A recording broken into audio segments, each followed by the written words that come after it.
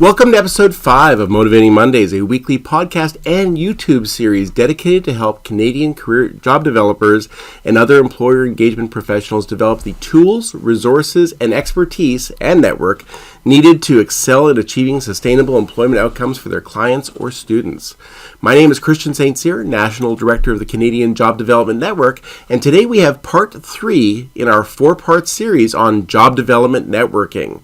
We will be looking at creating benefits for local employers.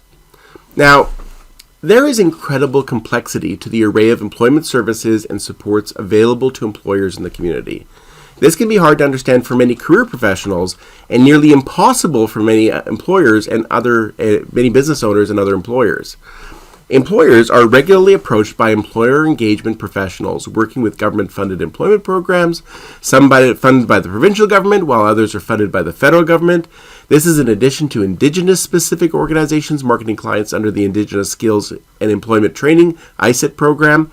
There's also job search professionals who work exclusively with youth, mature workers, those who identify as LGBTQ2S+, individuals with disabilities, francophones, immigrants, refugees, and survivors of violence and or abuse.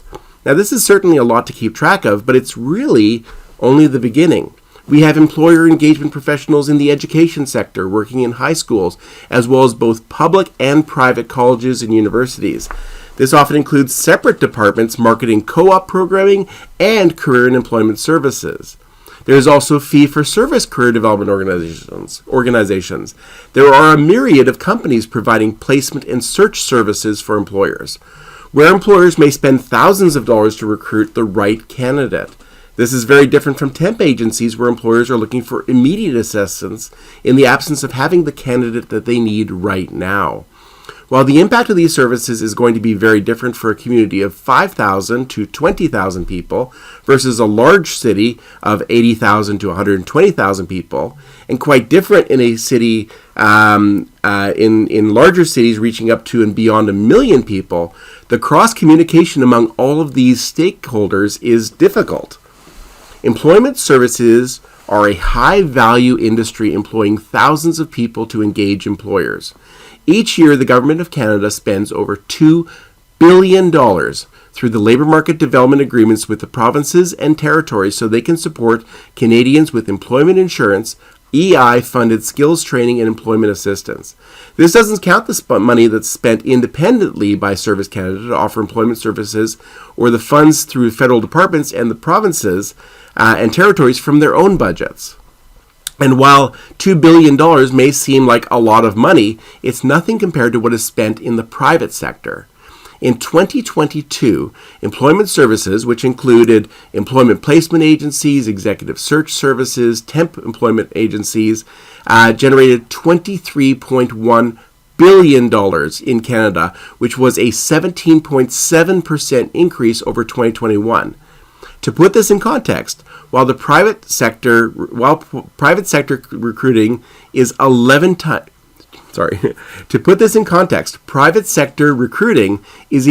times bigger in Canada than all government-funded employment programming put together.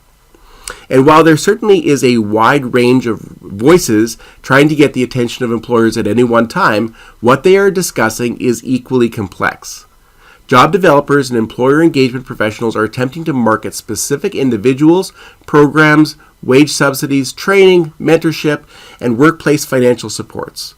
They're attempting to arrange permanent placements, temp placements, paid and unpaid placements.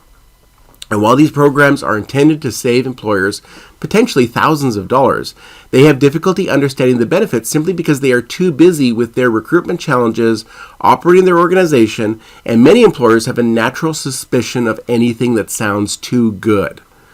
Organizing a mastermind group for job developers and other employer engagement professionals can help you better develop a better sense of what everyone in the space is doing to support employers, develop a coordinated approach to avoid crosstalk, and better educate local employers about the services and supports that are available to them. So let's talk about the long-term projects of a mastermind group.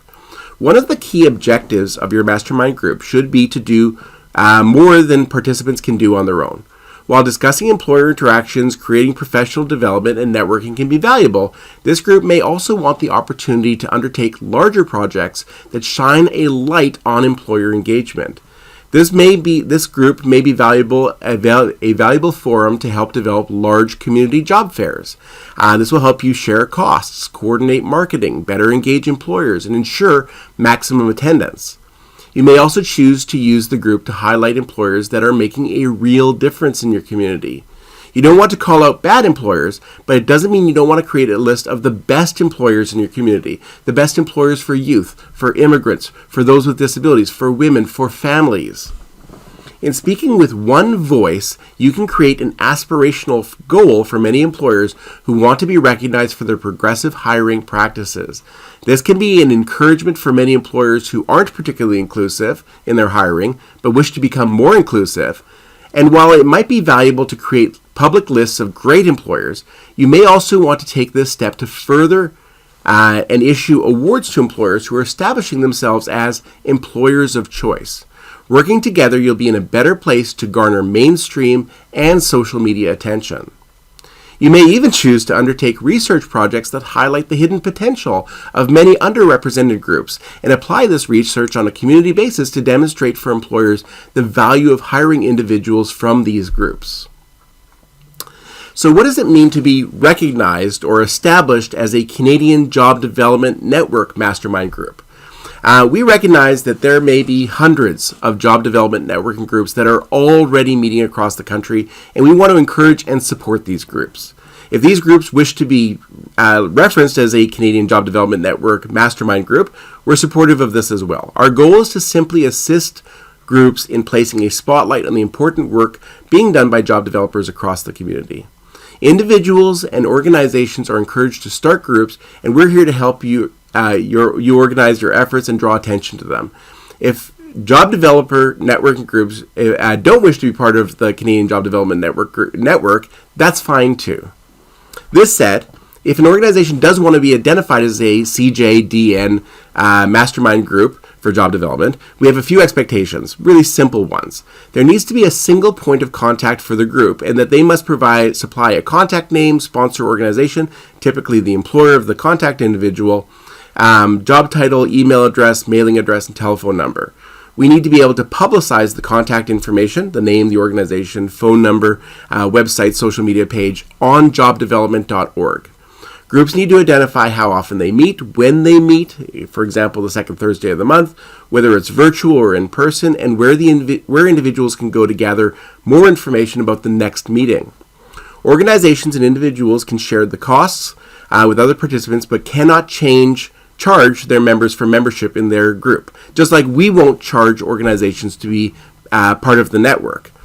Organizations wishing to start a mastermind group for job development must submit an application. We'll make that one available in the next couple of weeks. And once the application has been reviewed and approved, the basic contact information for the group will be updated and posted on our website. When an organization approaches us about setting up a mastermind group in their particular community, they need to identify this community in their application. Once we've selected an organization for a particular community, if we get a second request from that city or community, we will suggest that they contact the first person who submitted their application. While we hope to encourage a spirit of collaboration and community engagement, we also need to reserve the right to remove any organization or group for any reason from our list of approved CJDN mastermind groups. So let's do a networking roundup. While it's the focus of the Canadian Job Development Network to place a spotlight on effective job development, we believe local networking and employer engagement is critical to achieving positive employment outcomes. Within your community, there is a vast reservoir of talent and knowledge. Historically, career professionals in government programs, education, rehab, and in the private sector have remained siloed, and we believe a community-based mastermind group for job development can go far to breaking down barriers, create greater awareness in the community, and assist you in achieving far stronger employment and placement outcomes. There is an exciting future that awaits all of us, whereby those in job development can be linked coast to coast, building on best practices, creating powerful networks, and helping to ensure that we assist employers in building the workforce that is not only productive, but inclusive. we're working on the National Networking Day for Job Developers. So next week, April 28th, 2025, we will return with a live session on Monday morning at 8:30 Pacific, 11:30 Eastern, where I will share our plans for our National Networking Day, providing an opportunity for job developers to gather coast to coast in their own communities to establish mastermind groups, develop community plans, and seek opportunities to significantly grow awareness of job development services in our community. The link to next week's meeting will be in the April 28th issue of the Job Development Pulse, where you'll be able to attend the live session on Microsoft Teams, but if you can't, we'll be sharing it on YouTube and on most of the podcast platforms. I hope to see you then. Thank you so much for joining us today. Please click on the like or subscribe button on your platform. We would also love it if you can rate or review the podcast.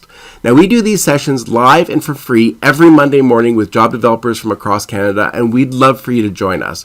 Just go to jobdevelopment.org to learn more. If you have any questions, send us an email at info@jobdevelopment.org. Thank you so much for your time, and I hope you have an amazing week.